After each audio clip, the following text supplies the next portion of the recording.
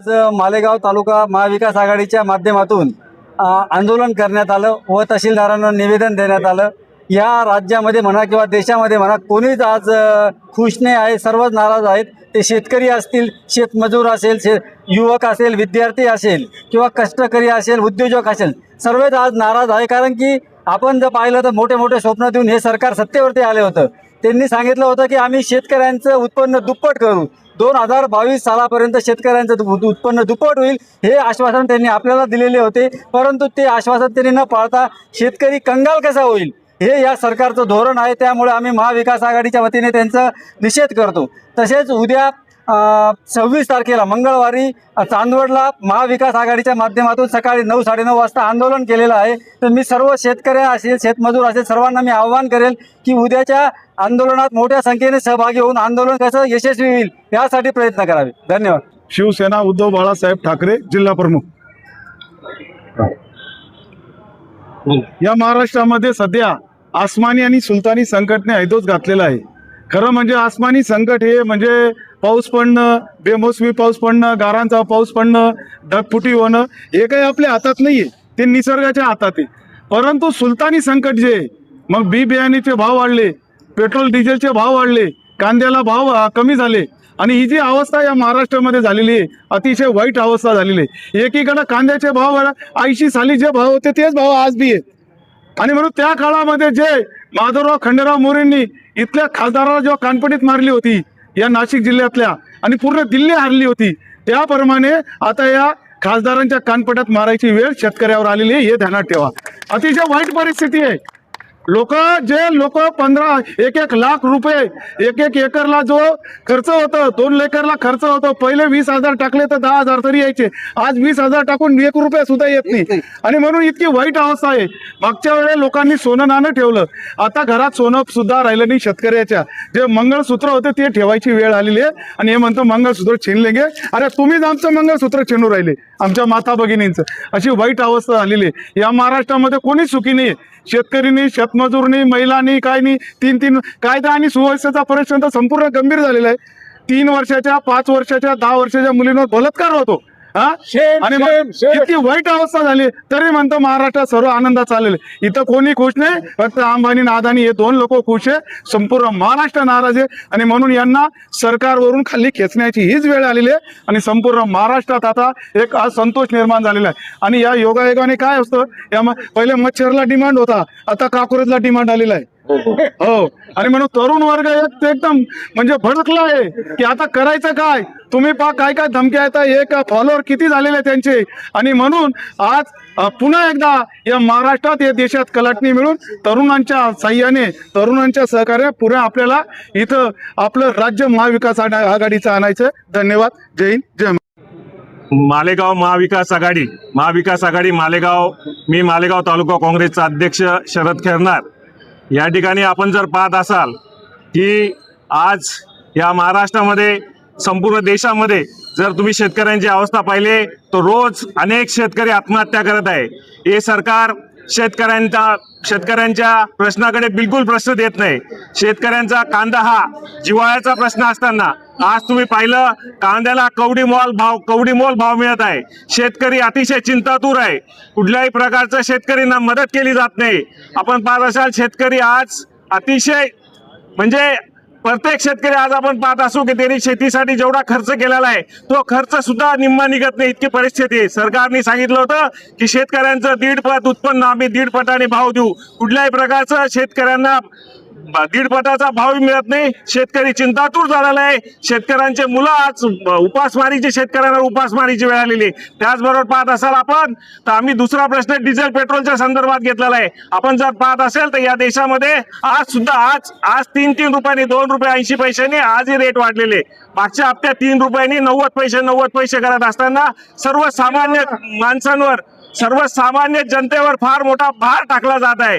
Petrol डिझेलच्या माध्यमातून आज आपण पाहत असेल की प्रचंड टंचाई आहे पेट्रोल डिझेलची। शेतकऱ्यांना आज कामासाठी, शेतकऱ्यांच्या शेती कामासाठी पेट्रोल डिझेल सुद्धा मिळत नाहीये। आज आपण प्रचंड शेतकरी आणि प्रचंड सर्वसामान्य माणूस हा वैतागलेला आहे, ग्रासलेला आहे। आपण या ठिकाणी आपण जर पाहत असेल की आत्ताच झालेल्या नीटची परीक्षा, आज एवढ्या मोठ्या नीटच्या परीक्षेमध्ये एवढा मोठा नीटचा परीक्षा संपतो, पेपर फुटतो, तरी त्याचा संशय अजून सापडत नाहीये.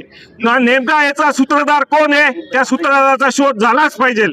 आपण या ठिकाणी महाविकास आघाडीच्या माध्यमातून कांदा प्रश्नासाठी पेट्रोल तिसरा कोणता प्रश्न पेट्रोल डिझेल हा? कांदा भाव या संदर्भात या ठिकाणी कर्जमाफी. कर्जमाफी संदर्भात या ठिकाणी सर्वपक्षीय शेतकरी संघटना असो, मनसे असो, काँग्रेस असो, राष्ट्रवादी असो, शिवसेना असो, सर्व शेतकऱ्यांच्या वतीने या ठिकाणी आंदोलन केलेलं आहे. या ठिकाणी बहुसंख्येने सर्व नागरिक जमा झाले, शेतकरी जमा झाले, त्याबद्दल मी त्यांचा आभार मानतो.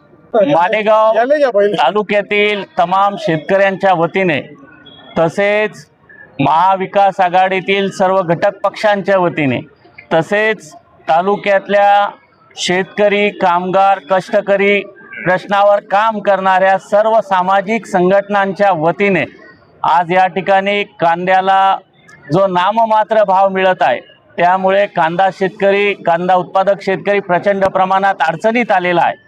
या कांदा उत्पादक शेतकऱ्याला उत्पादन खर्च आधारित भाव निर्धारित करून त्यानुसार भाव देण्यात यावा व ज्या शेतकऱ्यांचा भाव अतिशय नाममात्र दरात कांदा विक्री झाला आहे त्यांना उत्पादन खर्च आधारित भावाची हमी सरकारने देऊन तशी सबसिडी तसं अनुदान शासनाने कांदा उत्पादक शेतकऱ्यांना तात्काळ अदा करावं.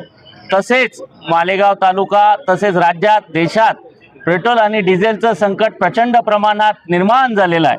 डिझेलच्या उपलब्धतेचा प्रमाण घटल्यामुळे शेतकऱ्यांना येणाऱ्या पावसाळ्याच्या खरीपाच्या तयारीसाठी डिझेल उपलब्ध होत नसल्यामुळे सगळं शेतीचे मशागतीचे कामं खोळंबले आहेत. त्याचबरोबर ट्रान्सपोर्ट व्यवस्था पूर्ण कोलमडली आहे. जीवनावश्यक वस्तूंचा उपलब्धता थांबलेली आहे. अशा सर्व परिस्थितीत सर्वसामान्य नागरिक देखील या संकटात भरडला जातो आहे. सरकारने डिझेल, पेट्रोल तसेच इंधनच्या संदर्भात म्हणजे गॅस असेल, CNG असेल, LPG असेल, या सगळ्याची तात्काळ उपलब्धता वाढवावी या संदर्भात तसेच मालेगाव तालुका, शहर, राज्य आणि देश पातळीवर महागाई मोठ्या प्रमाणावर वाढलेली आहे. ही महागाई दिवसेंदिवस वाढत आहे. रुपयाचं मूल्य दिवसेंदिवस डॉलरच्या तुलनेत पडत आहे. 100च्या जवळ रुपयाची किंमत $1 जाऊन लागली आहे. त्यामुळे महागाई आता कंट्रोल बाहेर गेलेली आहे.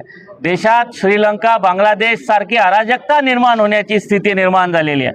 अशा परिस्थितीत सर्वसामान्य नागरिकाने आपलं जीवन कसं जगावं हा प्रश्न निर्माण झालेला आहे. रोज कमवा, रोज खा अशा धर्तीत असलेलं आमचं मालेगाव, या ठिकाणी मजुराचं मालेगाव म्हणून ओळखलं जातं.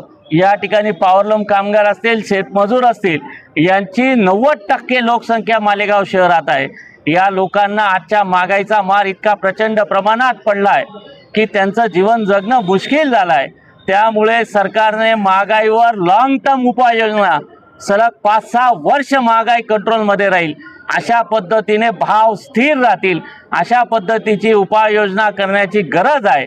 यासाठी आज या सर्व घटकातून एक प्रतिकात्मक निवेदन देण्यासाठी मोर्चाच्या माध्यमातून महात्माजींच्या पुतळ्यावरून अप्पर जिल्हाधिकार्यालयापर्यंत आलेलो आहोत.